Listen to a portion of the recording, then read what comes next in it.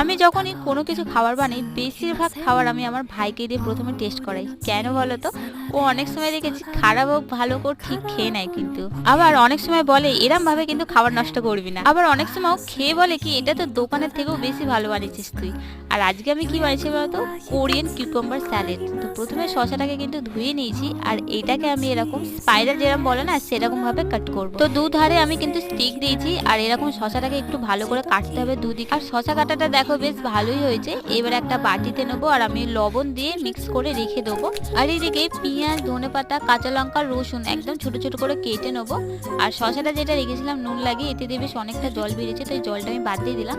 তারপরে এটা আমি দিয়ে দেবো 1 চামচ ভিনেগার, সয়া সস, কাশ্মীরি গুঁড়ো লঙ্কা, কেটে রাখা পেঁয়াজ, কাঁচা লঙ্কা, ধনেপাতা দিয়ে দেবো। আর এতে দিয়েছি ব্ল্যাক পেপার, স্বাদ মতো লবণ দিয়ে ভালো করে মিক্স করে নিয়েছি। আর আমার না এটা খেতে খুব একটা ভালো লাগেনি, তোমরা এটা কেউ ট্রাই করো না। ভাই বলে শুধু শসাটাই খেতে পারতে, সেরম না করে।